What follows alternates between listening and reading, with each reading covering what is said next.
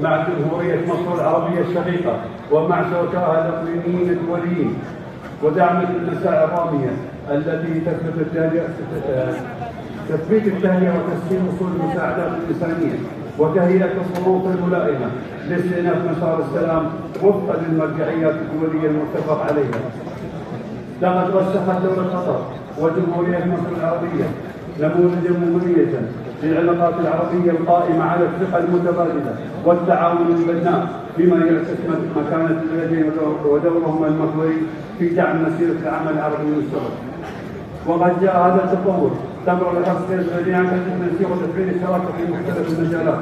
ومن المهم الاشير هنا الى ان دولة قطر وجمهورية مصر العربية ترتبطان بعلاقات اقتصادية راشقة تقوم على اسس تاريخية واستراتيجية متينة، وقد شهدت هذه العلاقات نمو ملحوظا خلال السنوات الأخيرة بفضل الإرادة المشتركة لقيادة البلدين لتعزيز التعاون الثنائي وتوسيع آفاق الشراكة الاستثمارية، حيث بلغت حجم التبادل التجاري بين البلدين أكثر من 221 مليون دولار أمريكي خلال 2024، محققا نسبة نمو تجاوزت 54% مقارنة بالعام السابق.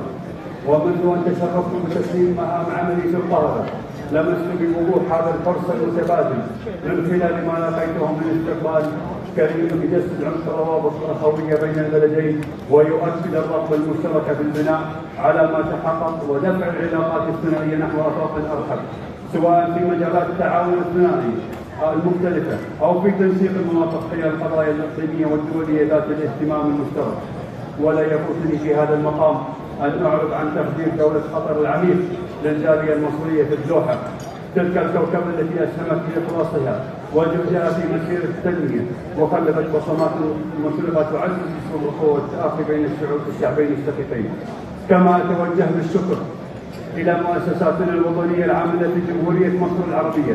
وفي مقدمتها الخطوط الجوية القطرية وبنك قطر الوطني وشركة الجيار القطرية على إسهامها الفاعل في دعم مسار الشراكة وتعزيز الروابط الاقتصادية والتنموية وترسيخ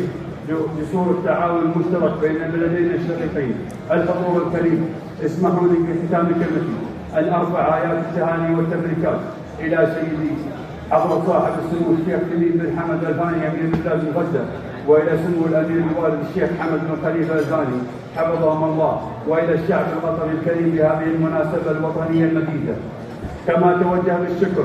والتقدير إلى أعضاء البعثة والملاحق وموظفي السفارة والعاملين فيها على ما بذل من جهد ملحوظ وعمل مقدر أسهم في إنجاح فعالية حفل اليوم الوطني لما أنجز من عمل مميز وتنظيم مشترك. نسأل الله أن يحفظ دولتنا الغالية وأن يديم عليها نعمة الأمن والأمان، وأن يوفقنا جميعا لخدمة أوطاننا والارتقاء بمجتمعاتنا إلى أعلى المراتب والازدهار. والسلام عليكم ورحمة الله وبركاته.